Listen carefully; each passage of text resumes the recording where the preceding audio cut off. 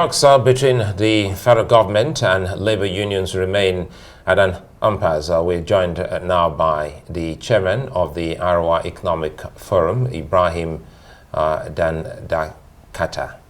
Good to see you, and thanks for your time. Good evening. Right. Thanks for joining us. Let's quickly get your thoughts on this new. Let's start with the interest rates, the new MPC parameters. 26.25% interest rate, further tightening the rates in a bid to check monetary supply and, of course, inflation. Yeah. I think what the CBN is doing is something that it has not worked before, and by increasing the interest rate, I don't think it's going to work. A lot of us, we respect the intellect of the people that are working in CBN, but the issue with the Nigerian economy is not about the monetary supply, it's about products and commodity supply. It's not there's too much money in the economy. No, there's too low productivity in the economy, and by increasing the interest rate, they are further making production to be more difficult. And the issue of the wage bill that the Labour is talking about is further exacerbating the same problem. As at now, we have had increase in cost of energy, which has a multiplier effect on the economy. Electricity, petroleum products, and the rest. And all this are stymieing the growth of production. So it's not the issue of money supply, it's the issue of productivity supply, products and productivity supply. And I think the issue of inflation, wage bill is supposed to be coordinated by the Minister coordinating the economy. Because all these disjointed policies that are coming from various government agencies and all these talks that are not well coordinated, because there has to be a concerted effort towards putting the economy on the right track. And producers, manufacturers, farmers need to know where the economy is going to. So all these policies that they are bringing out from one place to the other needs to be coordinated in such a way that people will need to know exactly what is the end result of all these things that way. Because these are haphazard reactions to issues that have been there for quite a long time and without any known plan that's evident for all of us to see. But again, I think talking about farmers, manufacturers, we have ministries and agencies that also oversee the activities of these very important groups in our society. Are you saying that the government is getting at such decisions without such kind of consultation with that group? For instance, MAN. MAN came out this morning to say that this policy of CBN is going to further make them bankrupt, because if you look at cost of production, if you look at how goods are sold, especially fast-moving commodity goods, the profit margin is not more than 10 to 15%. So if you are charging me 26 points, something percent, how am I going to make a return on my investment and pay you back?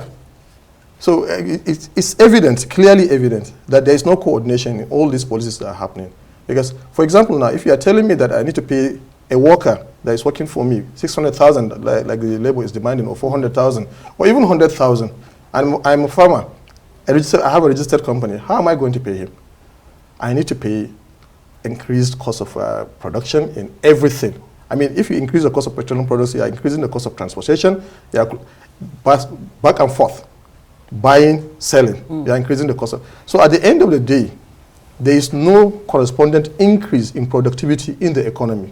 So the fundamental issue, the real challenge is the lack of productivity. It's the lack of productivity. So how do we address this fundamental issue? The reason where do you even start from? That's the reason why I say the coordinating minister need to coordinate everything, because it can't happen in a vacuum. It can't happen one after the other. It has to be one after the other, synchronized in such a way that at the end of the day, we'll have a wholesome future that we are looking at. That's the reason why we have a coordinating minister of the economy, because there's so many disparate problems that we are looking at, and there's need to coordinate those problems and provide coordinated solutions to all those problems towards achieving one particular goal. As at now, we are fighting dollar crisis, we are fighting energy crisis. There's fluctuation in everything. If you go out now, if you want to buy petrol, you don't know how much you're going to buy. So there's no way you can plan. If you're going to buy diesel, you don't know how much you're going to buy from today or tomorrow, so there's no way you can plan. Now, the dollar keeps on going, and there's this knee-jerk approach by the CBN The dollar issue is mainly a supply issue. Well, Ibrahim, let's bring it down to the region. For Arewa, for instance, and every other region, we understand that back in the day, the regions were strengthened.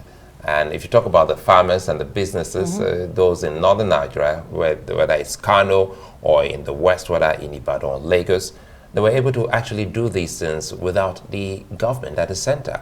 So do we leave the governments, the regional government, the sub-national government, out of this plan? Because if we're talking about that the government, that the federal government is not having this conversation with these groups, what about the states? How can they help in ensuring that what we're dealing with at the moment in terms of productivity, it is enhanced? The states. Well, our forum, we did a press conference. That's the Arewa Forum. Arewa Economic Forum did a press conference challenging the President of Federal Republic of Nigeria to really look at the governors in Nigeria, especially northern governors. Since the removal of subsidy, there has been an increase in monthly allocation to these state governments from 30% to some up to 90%.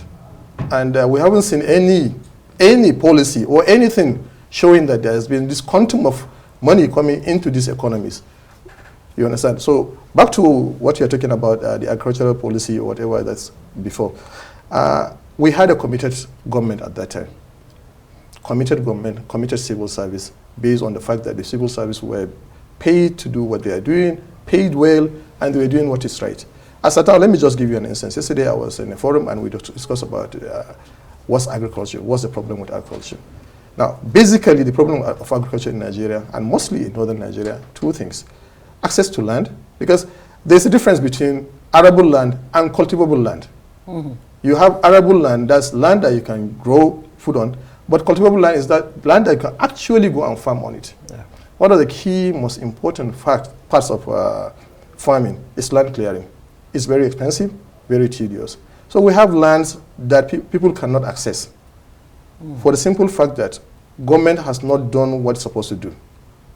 The demand for food and other services from agriculture far outstrip the supply that we have, the capacity to supply. Let me just give you an instance. We have 4 river basins in northern Nigeria, like Chad River Basin, Upper Benue, Hadejamare, Sokoto Rima. Out of all these things, all of them, none of them have complete infrastructure for irrigation farming. None. None. Hadejamare, Abinisho was supposed to be 1 million hectares. Phase 1 was 250,000 hectares. And I'm telling you now, as at now, the 250,000 hectares, the infrastructure for that particular location hasn't been completed. During Obasanjo's administration, there was a time, a contract was given to one company, Gilmo, to revamp what was existing, what's existing there, and to finish up. Then they had a crisis with somebody, and the contract didn't go. So 1 million hectares is supposed to be under Hadejamare.